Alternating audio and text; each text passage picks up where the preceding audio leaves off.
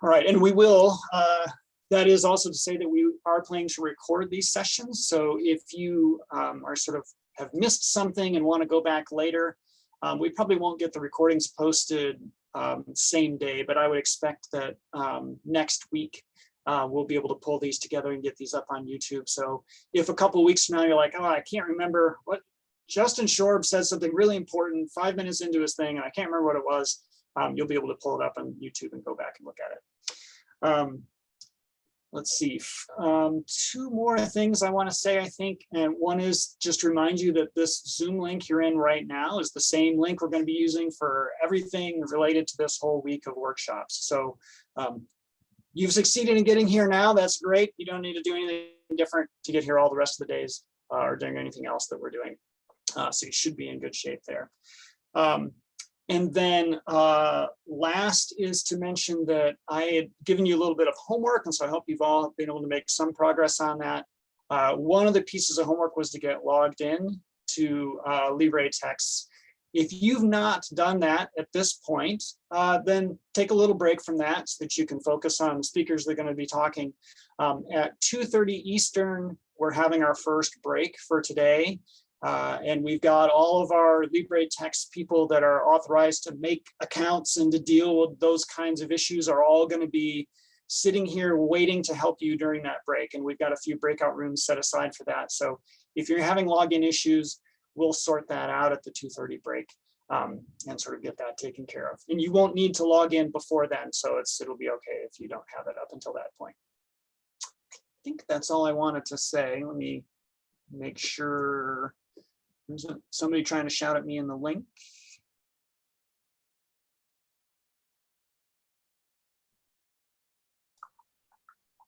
That was just me. Oh, okay. You can read that later while I'm talking. Okay, I will do that. Very good. Okay, I think that's it then. Can anyone, any of my other people helping organize, think of anything I've forgotten that we need to handle? Okay, I think we're maybe going to be on schedule so far then. So let me introduce Dr. Justin Shorb, who's going to be giving our first presentation today. So Justin and I have known each other for a long time in a few different levels of chemistry and education kinds of things. He has a PhD in chemical education, so understanding pedagogy and the right ways to present information is exactly, in fact, what his focus of study has been for many years. And he's had a successful research program also since getting his PhD in those same kinds of areas. He was a colleague of mine at Hope College for a number of years and is now working with Catalyst, developing online education materials. So he is a real expert in this field, and so we're lucky to have him here to tell us a little bit about what are the kinds of things you should be thinking about when you have online resources, electronic resources you can use, as opposed to the books that most of us grew up using in school and college and these kinds of places. So I'll turn it over to you, Justin, and welcome. Thank you. Thank you, Brent. And welcome to everybody who's here. Give me 1 second to start sharing my screen.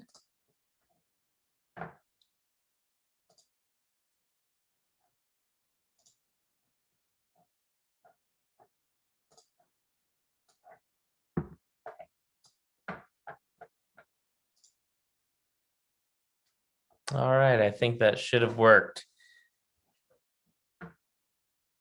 Yep, looks good. Excellent. I'm going to, I'll have a little second monitor with your guys' pictures up there. However, to my colleagues, if somebody's asking a question and I'm not paying attention, just call me out and we can do that. I don't mind having a very engaged conversational talk, especially for something that I'm hoping is going to kind of jar your mental schemas about how education can work using the future of technology, which I say future, and I've been saying future for 10 years. So I guess the future is now. And a lot of us are still trying to wrap our heads around how that's going to work for our students. Before I begin, I know there's a lot of people here that are definitely not in the chemistry education area. So a little bit about me. As Brent said, I've been in the chem ed world for quite a while. I started off as an instructor at Sinte University, which is a tribal college. That's the picture of where my office was up in the right corner there. Did my graduate work after that at UW-Madison in chemistry, as well as chem ed research projects. Then followed that up with being an assistant professor at the University of Virgin Islands and at Hope College. And I'm currently the OER lab library curator at Catalyst Education, which is a online lab report software, which I'll talk to about briefly, but mostly I want to talk about kind of the evolution of my thoughts about online education to try to get you thinking about what you really want to get out of LibreText and OER materials in general.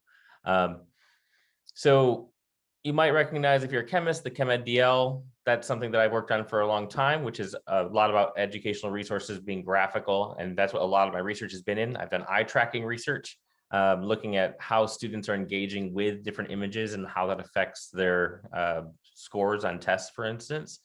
And I've also done a lot of work with analyzing online textbooks and how do links work? What do students click on? What do they even read? What pages do they look at and what they don't look at? So you'll hear me bounce around a lot of things to do with textbooks, which I think is probably why I'm here today. And then we'll keep talking about some other things as well. And I'll try to bring in as many references to a lot of fields as I can.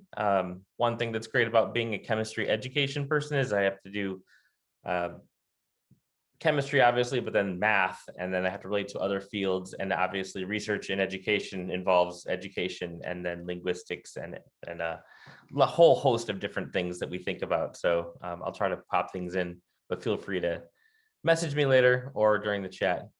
I think I've got a couple of people chatting right now. I'm gonna bring that window up for myself.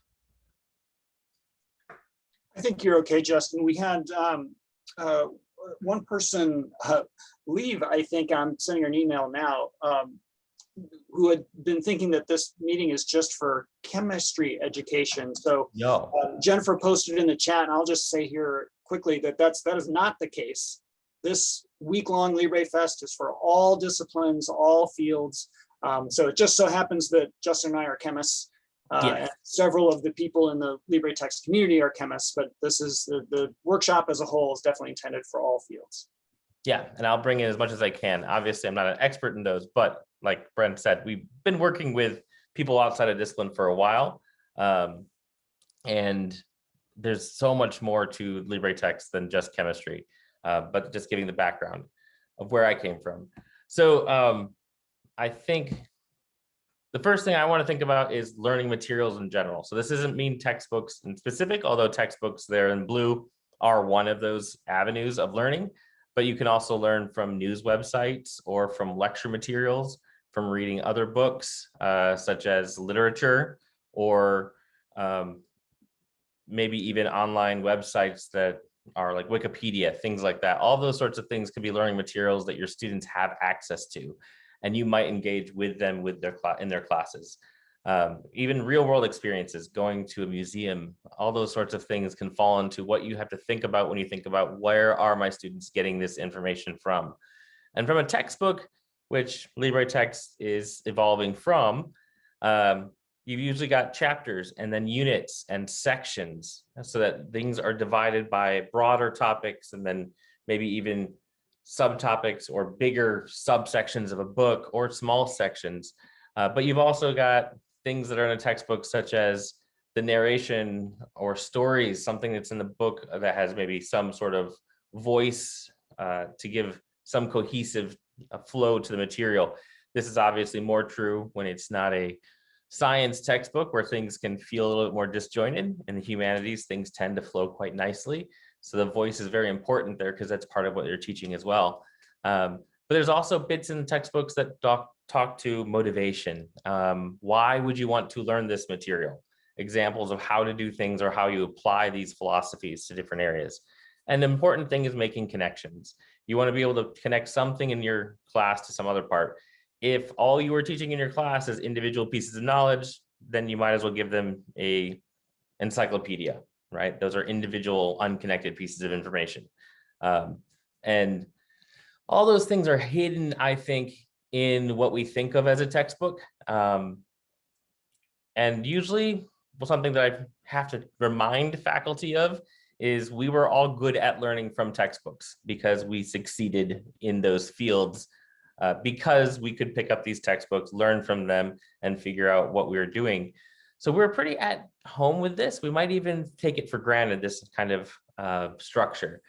And unsurprisingly, there's a ton of research into textbooks usage, not just in chemistry, but around all of higher education, as well as in secondary education, things about exploring textbook usage and study habits, or what you should do with your textbook. There's an article there from Wired in the left corner that says why you should read that whole book right now. I'm not sure I've heard any faculty say, please pick up your book and read the whole thing before you get to class on the first day. I'm sure almost no students would do that. But there's a lot of things out there thinking about it.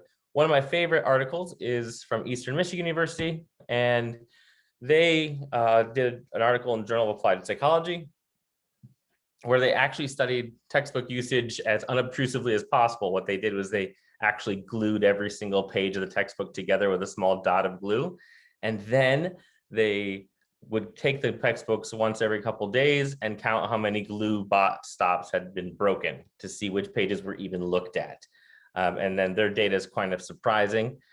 You'll see that on average, they broke 3 seals as they went along there. So that's 3 on average between each of these days. And then when they got the first test, obviously, when you're reviewing material, you don't break new seals. You usually go back and look at old ones. But essentially, people are not looking at much of the textbook. I'm sure you assign more than 3 pages per chapter. So more than likely, this is not the full amount of textbooks that's being used. So students, even back in, when was this? 1975, were not using their textbook. My research back in 2011 at Wisconsin-Madison, I did one section, which was section 3 here, that was assigned an online textbook. And then the other 2 sections were the control of using the standard textbook and assignments. How much did you actually use the book? Obviously, the online textbook group didn't use the hard copy at all. And there was pretty flat responses across the board from the control. People are using it some, maybe some people are using it more. And what extent did you use some other textbook? Here's the thing that I think a lot of professors do, thinking it might help students, say, hey, you've got this textbook or this book that would be helpful, but there's some more on the reserve in the library for those of you who really want to go into it and look at it. And students just don't do that. These were sections of 300 students. So very, very tiny percentages of anybody who looked at any other textbook that's not the one that they were assigned. So giving more textbooks doesn't usually tend to help too much. And one of the things that I think technology has driven publishers to do and a lot of faculty to do is say, hey, read this chapter and then also go look at this CD-ROM, or back in the day, or the online materials, or go look at these videos on YouTube, go look at these other sources that are available. And it turns out students just don't do that. They never go to look at those when they're just given as an external thing that you could use. So this is mostly just to give you an idea of what you thought was happening, or possibly what you did in your school when you were a student is not really your average student at all. Again, people use the textbook very little. How much do you use the hard copy from the control group? Yes, they use it, but a full quarter of the class is barely touching it. And over here, 50% are using the textbook that was assigned the online one, Chem Paths. About 20% didn't use anything, the hard copy or even the online one. And the online one here was based mostly on the hard copy one. So why might this be? Well, let's take a look at where students are actually using their textbook. Well, they use it at home, in the lab, maybe not at all, not really the lecture ever. They'll use it in the library. Of course, a couple of the things in here, well, I didn't say was they're using it, just lounging around on the beach, not really. Other places, they're not usually using it. So being portable is really important for students as you're expecting them to be in more than one place. And large textbooks just don't work.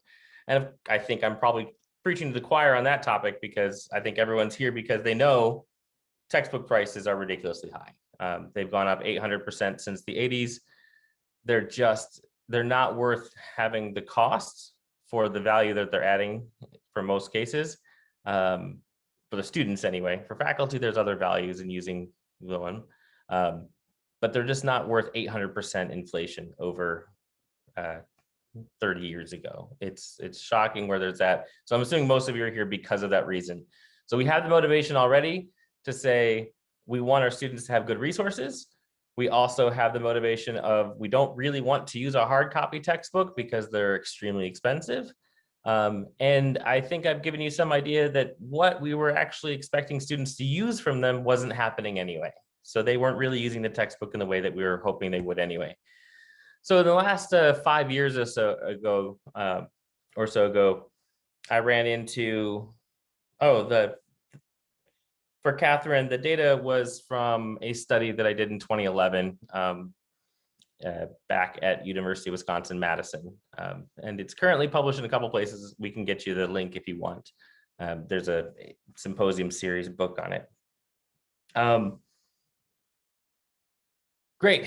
So before I move on, so I've been, in the last 5 years or so, I've been working mostly in laboratory work. And one of the things that's been interesting is finding the source of truth. So this is something that a colleague of mine, Santiago Sandiarena, currently in Costa Rica, gave some talks on, and he didn't publish this, but he asked some really good questions from a phenomenological study of observing students in a chemistry lab and asking, where are students finding, where do students turn in lab to find an answer? So they have a question, they don't know what's going on, where do they turn for that truth? And depending on how the class is run, students will refer to the text, the manual. They'll turn to each other for the right answer, which we have all had a class where everyone communally comes up with the wrong answer before. And that's because that's classes being run by communal discussion rather than looking for sources of truth outside of themselves. Some will turn to a TA, and some don't trust their TA at all. So at a large institution, there might be TAs who are running discussion sections, and the students don't trust that TA and will actually believe wrong answers in a book before they will believe that TA. And many of them will resort to saying, well, I'm not going to look at the manual. The manual seems confusing. The TA, I don't really understand. I'm smarter than all of my colleagues. I'm going to only ever turn to the instructor. And that's where I'm going to find my source of truth. And it got me thinking about, as a lab professor, where I'm going to drive students to find truth. And then in my other realm of working in OER materials for online, I want to think to myself, when I'm building a website where students are going to go, or some app, where do I want students to turn to find something true, right? Where are they going to find the answer to their questions? And I'm not saying about chemistry or biology or business or finance. I'm talking about even what is due tomorrow, or what are the topics I need to study? Where are those sources of truth that will get them through the course in the least amount of stressful way possible? And, you know, we have all heard many memes and jokes about, well, obviously it's in the syllabus. Yes, it's in the syllabus. Of course it is. But how do you get that to be where students are going to look for truth? And it brought me to thinking about navigation in general. So one of the things that hypertext has given us is a new way to think about navigation. We don't have to go page 1 to page 2, page 3. You can click on links and jump around. And what does that mean? And when I told you before, I worked in the University of the Virgin Islands. They had an interesting system of roads, which means they didn't really have a system. There were just roads. And you could have an address that's right next to your neighbor and be 3 streets away. That's just how things work there. And the way that you navigated, since roads didn't have names, was you had to tell people landmarks. So for instance, I was once told when I first moved there that to get to the grocery store I needed to go to, you go up the hill that goes by the tree that was there before Hurricane Marilyn. Hurricane Marilyn, I think, was in 1989. I moved there in 2011. So the tree had not been there for decades by the time it was given to me as a direction. It actually ended up being right up here close to that area, was where the tree was. And it was a pretty important little intersection. And I, by the time I left, would also give people directions based on where the tree was that I've never seen or heard of before getting there. And that's actually a picture from about where the tree was, up on top of the hill. So this idea of landscapes is also important when it comes to navigating yourself online. So textbooks are hard copies. They're given to you. They have a hard set rule of how you go and approach them. Websites don't necessarily have that. So you have to give students landmarks to govern themselves by, not necessarily click next, next, next, because no student's going to click next 30 times to get to the page that's 10 and like 30 pages in advance. They want to have a link that will take them there or some other navigation for that. And this is something that we actually do all the time online. You just probably haven't thought about it. I don't need to tell any of you what this gear icon means. You've been on enough websites at this point that you know that that's where your settings are located. So if you want to change fonts or colors or something about the appearance of things, that's where you're going to click. You're going to have a habit of doing that. You already know that your name with a little drop-down box there, that means your account. You're going to go there to talk about things to do with you personally. Over here, those 3 bars, I've heard these called by many different names. And those 3 bars mean a menu. So if you need to find somewhere else, you can go there. Many websites use these things called breadcrumbs that show you where you're located. So these are landmarks of navigation, and people navigate by landmarks online. They don't navigate by chapters and sections and units, although they can be related to those. I'm not saying that those are gone forever, but how you think about them might change when you think about where are students going to find the truth that you want them to find. Because you want them to hopefully go to materials you're curating, not their random friend who thinks maybe the test is on Tuesday. Okay.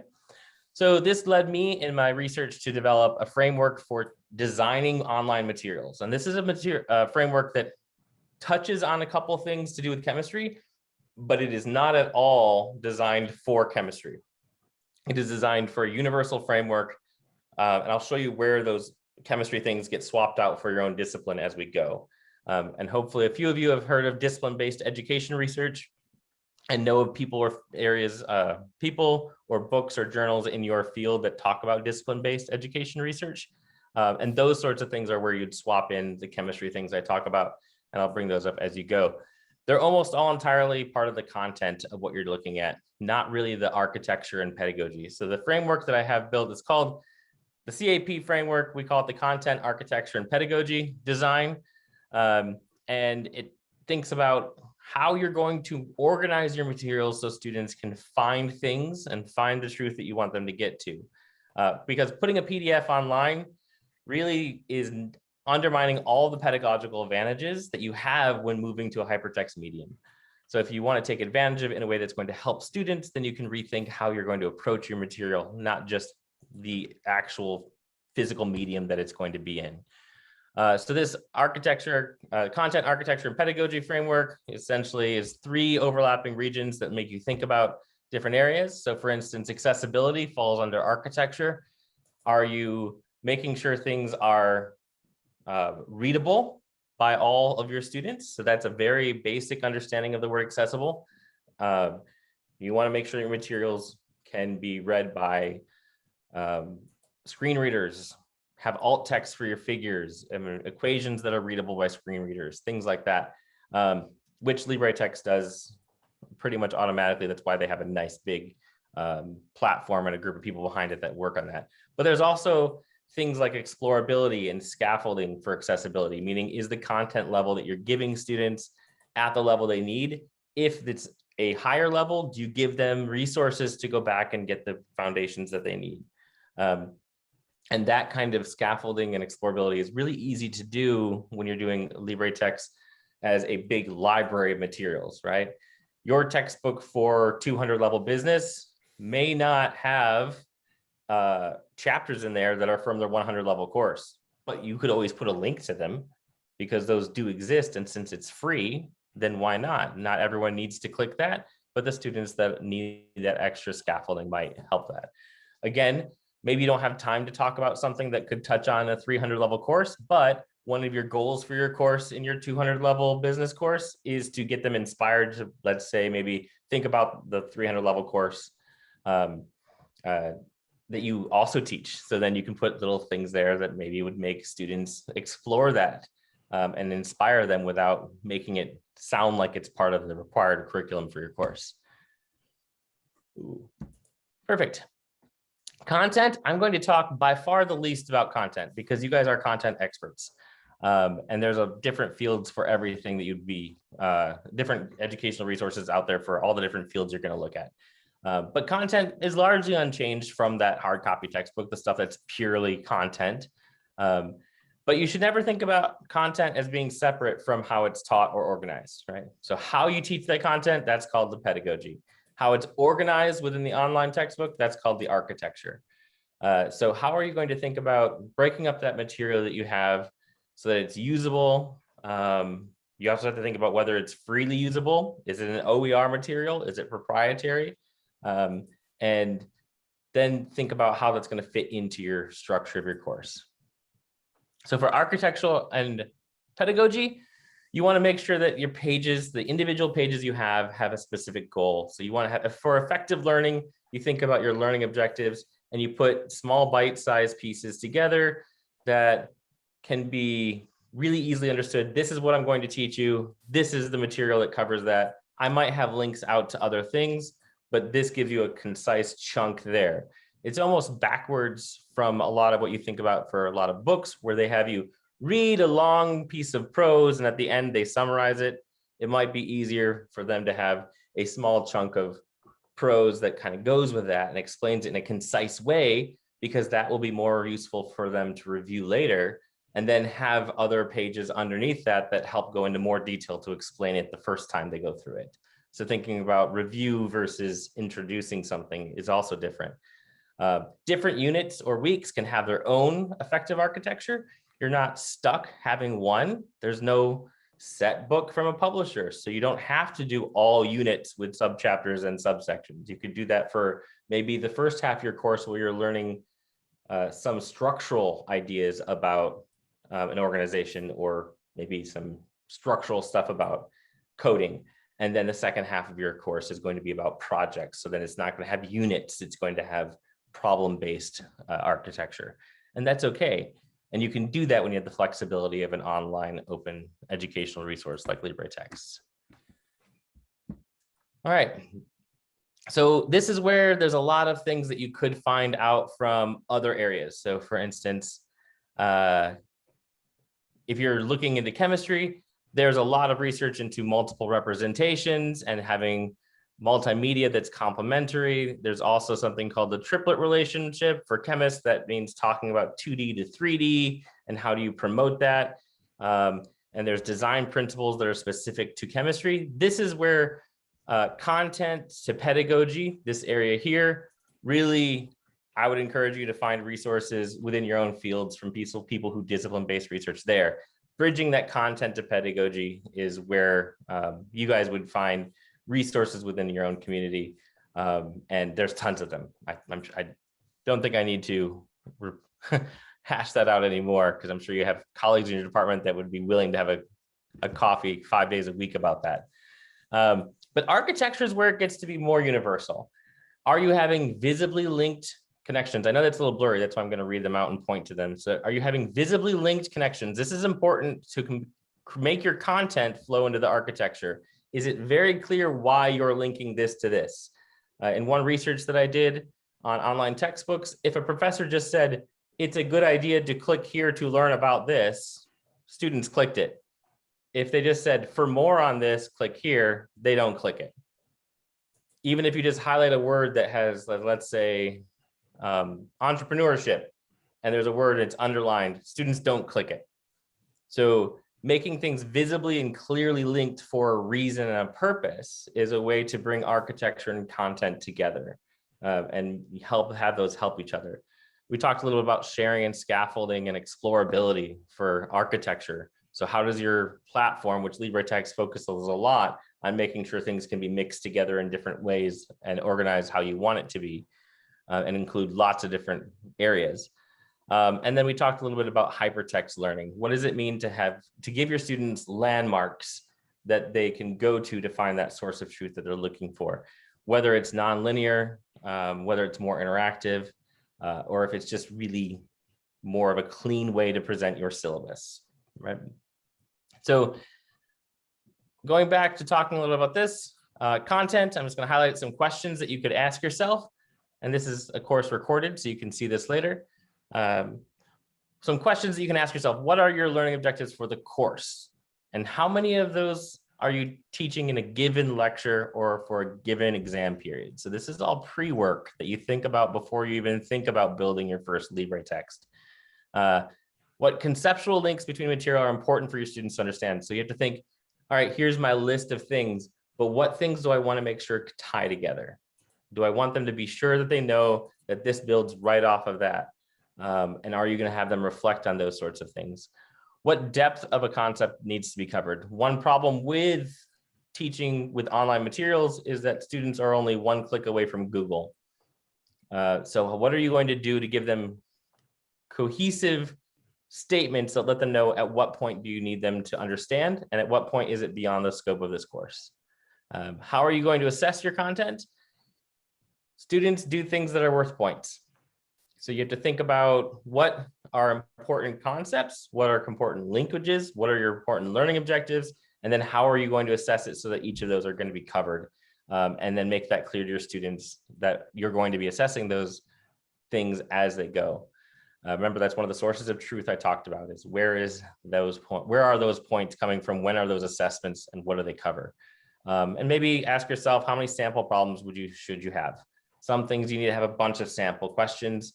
Maybe one really in-depth case study is really important. It depends on the field, the topic. And I think everyone should have a class that probably has a wealth of all these different types of things for different levels of depth, different levels of assessment, and things like that. Under architecture, some questions that you can ask yourself: how many learning objectives will you try to put on one page? Are you going to have one massively long page with a bunch of subsections?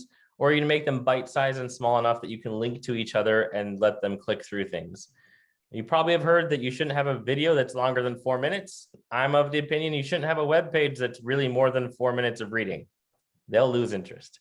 Try to keep them bite-sized so that students can get to them. But that's also up to how many things you need to tell a good story. So if you have a nice, complicated story that involves explaining things along the way, a longer page might be helpful to address even just one learning objective. If they're connected, say two concepts that are connected, could they be covered at the same time? Or do you need them to be covered separately at different times in the semester? And then how are you going to link those things so that students know that they're related to each other? How integrated do you want your syllabus to be? Do you want to use an online course manager? Do you want that course manager system to be your syllabus? Do you want your textbook to be your syllabus? So what are the ways to get students to find that truth that you know you've always had in that 2 to 3 page syllabus, but everyone seems lost when you ask them to read it?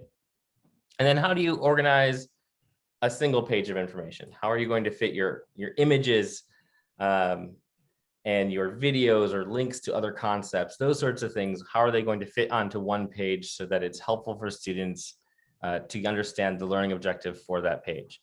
And I put this last one in bold because I think it's the one that is the rabbit hole we all go down, which is, are you including something because you can include it or because it's helpful to your students?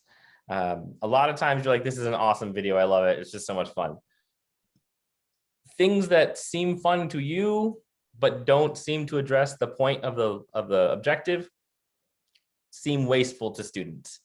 So they're not saying you can't include them, but think about how to incorporate them in a way that addresses your learning objective. Or if that thing really covers something that you didn't realize you wanted students to appreciate, beauty is also a learning objective, I think. If something in your course just has inherent beauty that you want students to appreciate, then figure out how to encourage them to appreciate that beauty for your field that you already have. But make sure that they're tied to those learning things.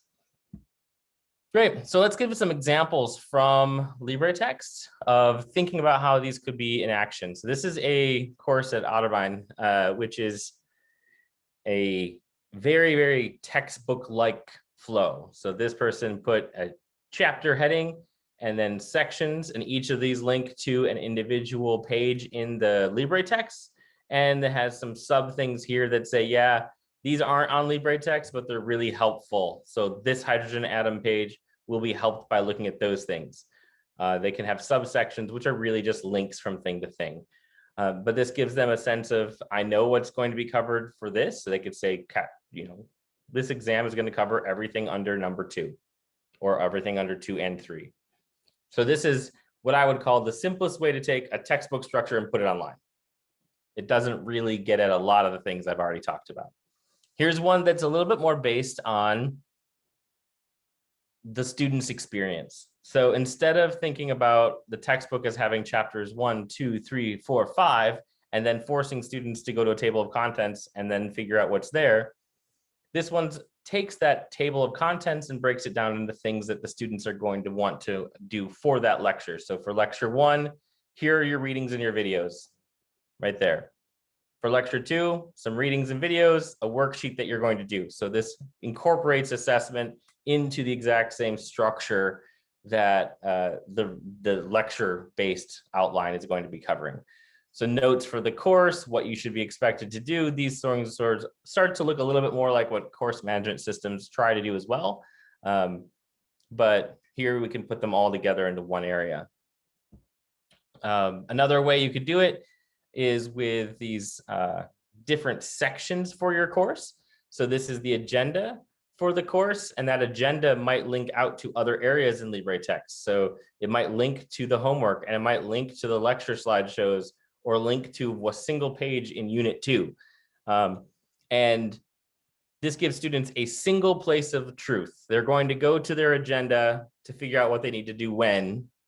But if they want to review, and they know that exam is over all of Unit 2, then they can go straight to the textbook for Unit 2 and read there if they wanted to. If they are looking to review for that exam and they know there's homework, they can go there, and that's going to be grouped that way. So there's ways to think about how do you approach your material from a first time you see it and a review returning students sort of approach to the content. And this is all different ways to do it. There's different ways. You have to figure out what's going to work with you. So I'm showing you a number of them. This is one that I think, I don't know if this is still the way you approach things, Delmar, but this was a one that you had arrived at fairly ongoing your journey of adapting to different structures. And I like this one because it has the lecture again, just like before, and it has the readings that you would associate it with, but it also has a brief summary of that lecture topic. The learning objectives for this. These are the sentences, the descriptions of what they did in lecture 1 that they need to be able to review, which gives students a really good way to know what they're getting themselves into that day. But I think it's even more important for students going back to review what they've gone through already. Revision is very important. And then they've got the homework and the worksheets. And then, like I said before, that scaffolding, assumed knowledge, a course, this course 2BH at UCD would not normally cover temperature conversions and dimensional analysis because that's a very basic level high school skill, but some students didn't learn it very well the first time through. So there's that assumed knowledge thing that students, if they're finding that, hey, that's a topic that I could really brush up on, there's some extra resources for you there. In fact, I remember when I was designing my course, I did even put a little spot that's like in the news. So sometimes I like to have some real world experiences in there, some things from my course that they might be able to see. Since it's online, it's on a page that I can edit myself. I can stick things in there whenever I want to, and it works just fine. Cool. So that gives you a little idea of what you can do with LibreText, which I've worked with the LibreText people for, I think, 4 years now, and really enjoyed it. I've moved on to working with LabFlow, which is a software for chemistry. And I'm going to give a real brief outline. Don't worry if you're not a chemist.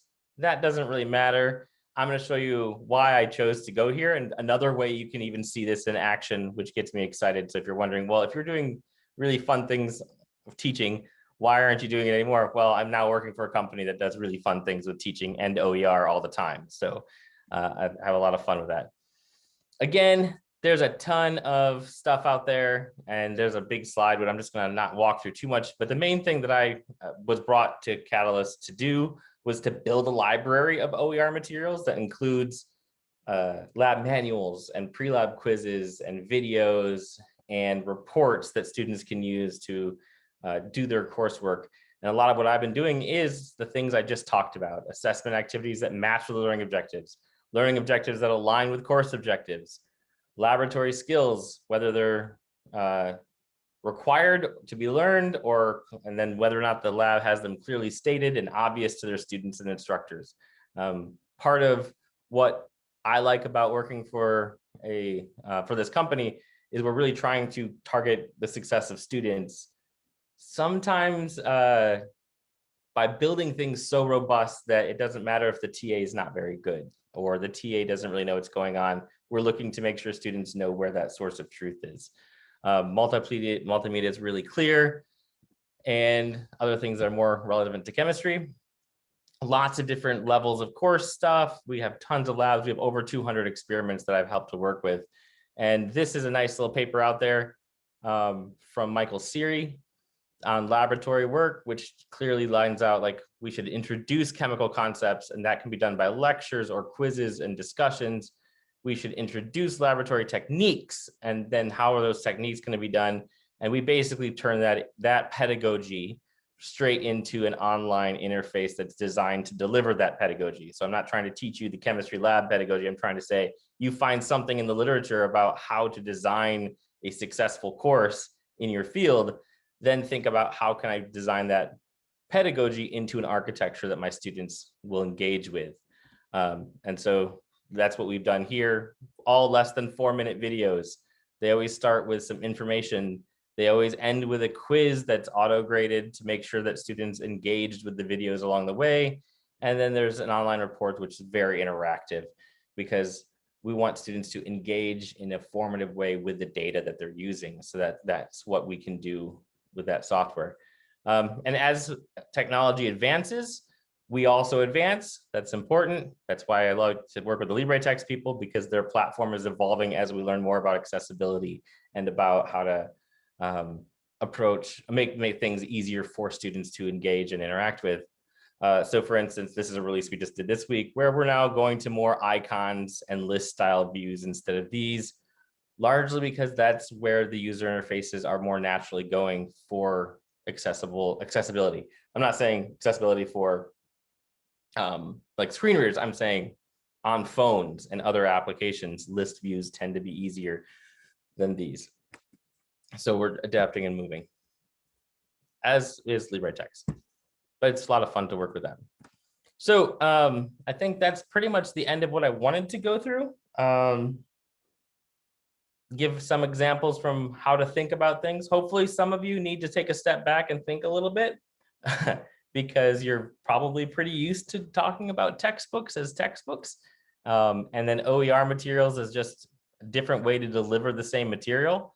But I'm hoping that you got a little bit out of it about incorporating the architecture of what you're designing into how you're going to find easy ways for your students to find that source of truth in your course. I don't know if we've got. I think most of what's in the chat has been taken care of. There was a request for the link to the publications you mentioned. So you can maybe toss that in when Dell is talking in a few minutes. I can definitely do that. The stuff by Sandy Urena, I will say, I'm sad to say he never ended up publishing that. He just gave a couple talks and gave a talk at Hope College about it. So there's not a good reference for that source of truth stuff, but there's some really good phenomenological studies about that. But for the rest of it, the data that I posted, I can definitely send along. Good. Otherwise, I think we've got time that we could take some questions from the audience.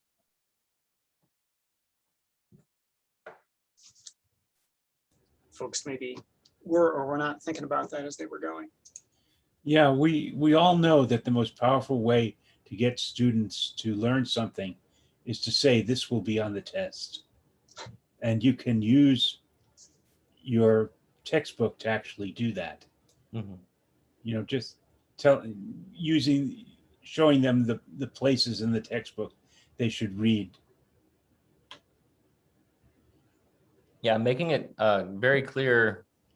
Well, I didn't mention that there, but the little unit by unit thing, I'm assuming that that course that had 5 units had 5 tests, because that's why you would break it up that way. You wouldn't have, that's your class, wasn't it, Howard? Yep. Yep. And I put it in the chat, but a week before the test, I would put up a file called Need to Know. I'm going to put that into that book with exactly what they needed to know, what the problems would be. And then I would use the need to know to build the test, because there's nothing worse than people coming to you and saying, you never told us. Yeah. Marie Dunn, South Puget Sound Community College. I'm finding myself thinking a lot about the architecture of course management system, learning management systems, and how many different ways, and that this what you're talking about has been the bulk of the work that has been having to happen in the last 15 months with this shift to online and try to think like a student. And the challenge of being an instructor that learned in the 80s and the 90s from a textbook, and never having had the experience of learning in an online environment and looking at the architecture and how to transparently get students to find things, and the challenge of them thinking, well, I'll just Google it, that's easier. Yeah, I think that's a very valid initial concern. And I think the way that I approached it when I first started doing this research was to realize that I'm learning about things that aren't academic, right? So how are you getting your news? How are you going to find something new that you're interested in for a hobby or recipes? More than likely you start with Google, but for a lot of people that use like Reddit or those other things, think about while you're there, how do you go to find the next piece of information that you're looking for? And just being self-aware in that website that you're on, for instance, looking at Wikipedia, what made you click on the link that you just clicked on? Those sorts of things, I kind of, once you're aware of them, you start thinking about it, and you stop thinking about how am I going to be giving this, and then start thinking about how am I learning myself? Because we're all academicians, which means we probably spend too much time learning about everything, even outside of our field. So being aware of that, I think, did help. I remember when I designed my first online textbook, it was actually designed largely off of a very old version of the BBC website, because I would spend too many hours a day learning things on that news page. And I'm like, what makes me click on more things here? And I can't get my students to click on the one thing I need them to see. And I tried to encourage that sort of, the way that they outline that material and the way that they kind of pinged that. So yeah, I think it is. And of course, some people say, well, just go take a course that's like cheap online and see what it's like. And I think that it's interesting because I think there's a study, Del, I don't remember if you had this one we discussed, but down in Florida, they took a survey of how many students have done a fully online course. And even before the pandemic, many high school students had, I think it was something around 60% of your incoming students from Florida would have taken a fully online course in high school. So it's a question that we're all now having to face, but we probably should have faced it before, to be honest. Yeah. Thanks for chiming in. Hey, Justin, I had a quick question, thinking in sort of the same lines in terms of thinking about how you think about the interplay between like the LMS structure and organization you provide there and structure and organization you can provide in LibreText, right? And sort of like those are two different places I can think about building structure. And if you thought about places like where, if you've sort of like segmented some parts of the course into structured inside of LMS versus the LibreText environment, sort of how that has looked for you. For me, I've done a lot of both with just linking between, but I will punt this to Del or Brent because I think there's a session later on this week about how to integrate things in a way that is it's more beneficial than what was even around 4 years ago when I was building courses, because it's a very fast advancing area in LibreText platform. Del, Brent? Yeah. Well, I mean, if you view your LMS as primarily a desktop that you're trying to reorganize things in order to present to your students, it's just another way of reorganizing your content. So the content that you can take from LibreText and put into your learning management system can mirror exactly what the organization is in the LibreText, depending upon technological issues that you may have with the LMS that you adopt. For example, Canvas only allows, when you import into modules, a 2-level hierarchy. So you can have chapters and you got pages. That's it. If you want to have units, well, then you can't have pages. It's units and chapters. If you want subpages, you're out of luck. Other LMSs don't have quite that limitation, but then you have to deal with the flexibility, the issues associated with flexibility that you have there. The key point is that you can reflect most of the time whatever you want in either of the 2 mechanisms out there. We have people who don't ever use their textbooks on LibreText directly. They just always use it through the LMS, and that's the way they want to go about doing it. I personally absolutely hate reading in an LMS. There's too much junk all over the place.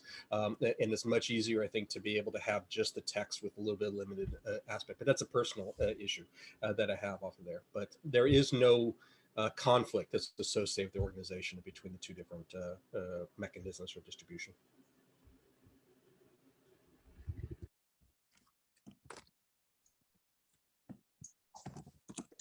Any other questions? We've got a couple of little discussion happening in the chat, which is great.